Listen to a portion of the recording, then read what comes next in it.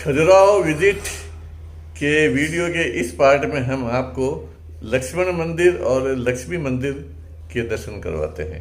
बने रहिए मेरे साथ और चैनल जिन्होंने सब्सक्राइब नहीं किया है वे इसको सब्सक्राइब करें और हमारे हिंदुस्तान की धरोहर के दर्शन कीजिए। और हाँ, वीडियो देखने से पहले अपना एक माइंड मेकअप जरूर कर ले कि इस वीडियो में कहीं खजुराहो मंदिर के जो काम दृश्य की मूर्तियां हैं तो वे अश्लील कतई नहीं है, वे एक जीवन के पार्ट है जिससे सृष्टि की रचना होती है।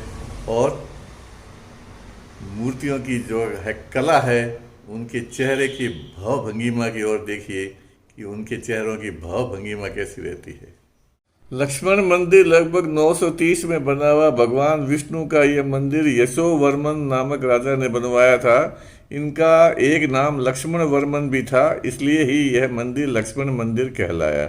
पंचायतन शैली में बना हुआ यह मंदिर खजुराहो में अब प्राप्त सभी मंदिरों में सबसे सुरक्षित स्थिति में स्थित है। लोक मत के अनुसार लक्ष्मण वर्मन ने मथुरा से 16,000 शिल्पकारों को इस मंदिर के निर्माण के लिए बुलवाया था तथा लगभग 7 वर्ष की अवधि में उन्होंने यह मंदिर बना के तैयार किया था। मतंगेश्वर मंदिर के उत्तर की ओर स्थित यह मंदिर भगवान विष्णु का मंदिर है तथा बैकुंठ का प्रतीक है। यह मंदिर शानदार है तथा पंचायत शैली में बना हुआ है। यह ही एकमात्र ऐसा मंदिर है जिसका चबूतरा भी अपनी आरंभिक स्थिति में सुरक्षित है। चबूतरे के ऊपर चारों कोनों में 4 उप मंदिर है जो कि प्रमुख देवताओं, पारिवारिक देवताओं को दिखलाते हैं तथा मंदिर के ठीक सामने ही छोटा मंदिर है जो कि भगवान विष्णु के वाहन गरुड़ का मंदिर रहा होगा। अब उसमें देवी लक्ष्मी की प्रतिमा है तथा लक्ष्मी मंदिर के नाम से जाना जाता है। इन्हीं 5 उप मंदिरों से सुसज्जित होने के कारण यह पंचायतन शैली का खजुराहो में बना हुआ पहला मंदिर है। प्रमुख मंदिर के प्रवेश द्वार पर भगवान सूर्य की आदिति के रूप में प्रतिमा है। उन्हें हाथ में कमल के 2 फूल लिए हुए रथारूढ़ दिखलाया गया है। चबूतरे के दक्षिणी पूर्वी कोने के उप मंदिर में गज लक्ष्मी की प्रतिमा है। प्रमुख मंदिर पर एक विहंगम दृष्टि डालने से ऐसा प्रतीत होता है कि जैसे पूर्ण मंदिर चंदन की लकड़ी का बनाकर तैयार किया गया है, जबकि मंदिर बालू पत्थर से बना हुआ है। मंदिरों का निर्माण मानचित्रों के अनुसार छोटे छोटे टुकड़ों में 30 किलोमीटर की दूरी पर केन नदी के पूर्वी किनारों पर स्थित बालू पत्थर की खदानों में हुआ है। हर स्तर के लिए विशेष तरह की साज सज्जा विचार का शिल्पकार ने छोटे छोटे टुकड़ों में उन्हें गढ़ा तथा उन टुकड़ों पर संख्या अंकित कर उन्हें खजुराहो भेजा और उनकी संख्याओं के अनुसार नीचे से ऊपर की ओर जोड़ जोड़ कर पहले वेदी बंद, फिर दीवार और उसके ऊपर शिखरों के रूप में इन्हें बनाया। प्रमुख मंदिर के बाएं से दाएं की ओर परिक्रमा करने पर हमें सर्वप्रथम विघ्नेश्वर भगवान गणेश की प्रतिमा देखने को मिलती है। जमती से वेदी बंद तक हमें बेल बूटे तथा कीर्ति मुक्त तथा हाथियों की एक लाइन दिखाई देती है। उसके ऊपर छोटी छोटी प्रतिमाओं की 2 लाइनें हैं जिसमें नृत्य, संगीत, शिकार, युद्ध, मैथुन आदि के दृश्य है। उस सादा सतह ये कहा जा सकता है कि इन लाइनों में उस युग की झांकियां हैं जिसमें ये मंदिर निर्मित हुए। उन्हें देखकर उस समय के रहन सहन, रीति रिवाज, परंपराओं को जाना जा सकता है। छोटी छोटी प्रतिमाओं की इन 2 लाइनों के ऊपर प्रमुख दीवार आरंभ होती है जिस पर मुख्यतः बड़ी प्रतिमाओं की 2 लाइनें बनी हुई है। ये प्रतिमाएं 2 फीट ऊंची है। कतारों के मध्य मूर्तियां प्रमुख चतुर्भुजी है तथा देव प्रतिमाएं हैं। ऊपर की कतार में विष्णु तथा नीचे की कतार में शिव की प्रतिमाएं अपने विशेष चिन्हों यथा विष्णु शंख चक्र गदा पद्म एवं शिव त्रिशूल नाग रुद्राक्ष की माला व कमंडल के साथ प्रमुखतः अभय और वरद मुद्राओं में दिखलाए गए हैं। इन चतुर्भुजी देव प्रतिमाओं के दोनों ओर संसार प्रसिद्ध सुर सुंदरियों, देवदासियों, नाग कन्याओं आदि की विभिन्न भाव भंगिमाओं में प्रतिमाएं हैं। इनमें से दक्षिण पूर्वी कोने की विष्णु के दाहिनी ओर की नायिका आलस मुद्रा में, उसके नीचे शिव के दाहिनी ओर नायिका स्नान के बाद बालों को निचोड़ते हुए तथा इसी कोने में दृष्टव्य ऊपर की ओर कतार में प्रेम पत्र लिखते हुए नायिका का चित्रण विशेष उल्लेखनीय है। आगे बढ़कर हम आल की कार्तिकेय भगवान की मूर्ति को पार करते हुए मंदिर के मध्य दीवार की ओर देखते हैं। इन प्रमुख दो कतारों के ऊपर मध्य में अग्नि देवता का चित्रण किया हुआ है। उसके नीचे मध्य में देव गंधर्वों को दिखलाया गया है। सबसे नीचे राजा रानी, तांत्रिक, पुरोहित और योगिनी के साथ उत्तरी दीवार पर इन्हीं लोगों ने समूह को इस अनुष्ठान की दूसरी क्रिया संपन्न करते हुए दिखाया है। नायिकाओं में ऊपर की कतार में जहाँ देव और गंधर्वों को दिखाया गया है, उनकी दाहिनी और एक कालिदास की नायिका शकुंतला का चित्रण किया गया है, जो कि अपने बालों को निचोड़ रही है और उसके पाँव के पास हंसों के एक जोड़े को दिखलाया गया है, जो कि इस धोखे में कि शकुंतला के शरीर से पानी की बूंदे नहीं वरन मोती टपक रहे हैं, उन्हें चुगने के लिए चले आए हैं। मंदिर में अनेक जगह ये एक शेर की मूर्ति दिखाई जाती है। इसमें एक व्यक्ति ऊपर शेर के मुंह की ओर देख रहा है और एक व्यक्ति शेर के नीचे उसे लड़ रहा है। यह एक मन का प्रतीक है। मन के संकल्प और विकल्प, ये दो प्रतीक के रूप में व्यक्ति दिखाए गए हैं और ये एक शेर के रूप में ये मन को दिखाया गया है। यह एक नायिका बांसुरी बजाते हुए दिखाया गया है। इसी दक्षिणी मध्य दीवार पर नीचे की लाइन में राजा रानी के आलिंगन के बाएं और एक नायिका को अपनी बाह के नीचे पीठ पर नख चिन्ह दिखाते हुए दिखलाया गया है, जो कि वात्सायन के काम सूत्र के उस सिद्धांत की पुष्टि करता है जिसके अनुसार नायक नायिका को एक दूसरे को काम उत्तेजित करने के लिए नख, दंत आदि का प्रयोग करना चाहिए। इस प्रतिमा के दाहिने और शिव की प्रतिमा के पश्चात एक देवदासी का चित्रण है, जो अपने हाथ पर एक तोते को बिठाए हुए हैं। कहते हैं कि पुराने जमाने में खजुराहो नगर में देवदासियां एवं नगर वधुएं भी रहा करती थी, जिनसे मिलने सैनिक सामंत शांति के समय आया करते थे। 64 कलाओं में पारंगत इन देवदासियों का प्रतीक यही तोते हुआ करते थे, जो इनके घर के दरवाजों पर पिंजरों में लटके रहते थे। इन्हें देखकर सैनिक सामंत ये जान करते थे कि यह घर किसी देवदासी या नगर वधु का है। इसी पंक्ति में एक कोने की एक मैथुन मुद्रा के पास पांव में से कांटा निकालते हुए एक नायिका का बहुत सुंदर चित्रण हुआ है। इसके अतिरिक्त भी कई उल्लेखनीय प्रतिमाएं तथा शकुंतला के दाहिने और माँ बालक को नौकर से लेते हुए इत्यादि बनी हुई है। सभी प्रतिमाएं बहुत ही भावप्रवण हैं। आगे बढ़कर हम मंदिर के दक्षिण पश्चिम कोने में पहुंचते हैं।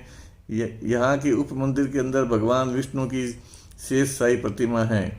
प्रमुख मंदिर की दीवार के इस कोने पर भी कुछ बहुत संसार की प्रसिद्ध प्रतिमाएं हैं। दक्षिण कोनों में नीचे की ओर एक युगल द्रष्टव्य है, जो कि प्रेमालाप की मुद्रा में है एवं नायक के प्रश्न का उत्तर देते हुए नायिका को दिखलाया गया है। दोनों ही नग्न हैं। इनके ही दाहिने और एक गणिका का बड़ा ही सजीव चित्रण है, जो गाना गा रही है। मध्य में शिव है। उनकी दाहिनी और की नायिका को आईने में मुख देखकर मांग में सिंदूर भरते हुए दिखलाया गया है। इसके ऊपर की कतार में दाएं और नायिका को कुंद क्रीड़ा करते हुए दिखाया गया है। नायिका की ये मांसल देह वेष्टि का चित्रण जिस तरह शिल्पकार ने किया है, ये दृष्टित्य है। मध्य में भगवान विष्णु है एवं उनके बाएं और नायिका है, जो कि कपड़ों को धारण कर रही है। इस युग में बहुत ही अच्छे प्रकार के वस्त्र हुआ करते थे, किंतु उनकी सिलाई का कोई प्रावधान नहीं था। ऐसा प्रतीत होता था कि नायिकाएं वक्ष स्थल को ढकने के लिए कुंचुकी बांधा करती थी। नीचे के वस्त्रों को चांदी एवं सोने से बने हुए कटिबंधों द्वारा बांधा करती थी। दने की छोटी लाइनें भी दर्शनीय हैं, जिसमें युद्ध, शिव पूजन, आखेट, मैथुन आदि क्रियाओं के दृश्य दिखलाए गए हैं। और आगे बढ़ने पर मंदिर के पीछे की ओर पश्चिम आले में भगवान सूर्य की प्रतिमा मिलती है। खजुराहो की सभी सूर्य प्रतिमाएं समभंगा मुद्रा में है। प्रमुख मंदिर की उत्तर पश्चिमी दीवार पर प्रसिद्ध प्रतिमाओं में पश्चिमी कोने पर स्नान करते हुए अपनी पीठ को स्पर्श करने का प्रयास करते हुए नायिका का बहुत ही सुंदर है। इसके ही दाहिने और शिव के उपरांत एक नायिका और एक नायिका को खरजरी की सुरा यानी ताड़ी पान करते हुए दिखलाया गया है। दोनों के भावों से लगता है कि दोनों ही मदमस्त है। इन्हीं के पार्श्व में ताड़ का वृक्ष, यह वृक्ष भी दिखलाया गया है, जिसे प्राप्त सुरा का वो पान कर रही है। उत्तर पश्चिम कोने में एकदम कोने के नीचे की लाइन में दीवार पर पुताई करते हुए नायिका दिखलाई गई उल्लेखनीय है। यहाँ पे ये नायिका के पाँव में कांटा चुभ गया है, जिसको चिकित्सक निकाल रहा है। उसके गले में झोला टंगा हुआ है। ये नायक और नायिका अपनी जीभ को टच करते हुए ये दृश्य दिखाया गया है। ये मंदिर के पानी का आउटलेट है। इसके जरिए मंदिर का जो पानी है वो बाहर निकलता है, गोमुख के रूप में है। इस पंक्ति में मैथुन और सेना का दृश्य दिखाया गया है। यह एक नाग कन्या और एक ये देव कन्या का चित्र दिया हुआ है। मंदिर के आड़ों में ये देवताओं की ये मूर्तियां हैं। यहाँ की कुछ उल्लेखनीय प्रतिमाओं में दाहिने और एकदम कोने में एक युगल को दिखलाया गया है, जो कि एक हाथ से नायिका को आलिंगन करते हुए और दूसरे हाथ से एक छड़ी लिए हुए बंदर को भगा रहा है। नायिका बंदर से डर कर नायक के पास आ गई और नायक उसे आश्वासन दे रहा है। नीचे की ओर कतार में बाएं नायिका को मदिरा पान कर नृत्य करते हुए दिखलाया गया है। मंदिर के इसी उत्तरी मध्य वेदी बंद के ऊपर जहां हाथियों की लाइन है, बाएं और के कोने में एक प्रतिमा उल्लेखनीय है, जहां एक तांत्रिक को एक नायिका के साथ विशेष मैथुन मुद्रा में दिखलाया गया है और हाथी उसकी ओर देखकर जैसे हंस रहा है। इस प्रतिमा की विशेषता है जिसमें इस पूरे संसार में प्रसिद्ध कर रखा है। तांत्रिक के द्वारा नायिका की पीठ पर काम के बिंदु की खोज करना है। इस काम के बिंदु के शरीर में स्थित होने से के बारे में प्रचलित एक मत है कि स्त्री एवं पुरुष के शरीर में काम का एक बिंदु ऐसा होता है जो कि चंद्रमा के साथ शरीर में चढ़ता है और उतरता रहता है। जब अमावस्या की रात्रि होती है तब वो बिंदु पाँव में होता है और जैसे जैसे चंद्रमा की कलाई बढ़ती है बिंदु ऊपर को उठता है एवं पूर्णिमा के समय सिर में आ जाता है। विचार है कि इस खोज कर उकसाने से काम उत्तेजना पूर्ण होती है, ये क्रिया का पूर्ण आनंद प्राप्त होता है। उसी बिंदु को खोजते हुए प्रतिमा में तांत्रिक को दिखलाया गया है। मंदिर में खजुराहो को अंकित तांत्रिकों की पहचान उनके द्वारा धारणा की शैली है। ये बीच की लाइन में सैन्य अभियान दिखाया गया है, जिसमें सैनिक हाथी घोड़े जा रहे हैं और इसमें पालकी में ये राजा बैठे हैं। इस तरह से ये सैन्य अभियान का चित्रण किया गया है। ये राजा का चित्रण है जिसके ऊपर छतरी लिए हुए जा रहे हैं, वह बड़ा पेट है। इस तरह से राजाओं का चित्रण किया गया है। अब मंदिर के बाहर के जगत की परिक्रमा पूर्ण करके मंदिर के अंदर प्रवेश कर रहे हैं। ये मंदिर का मकर द्वार है, जिसके अंदर ये दो मकर है जो गंगा के वाहन होते हैं।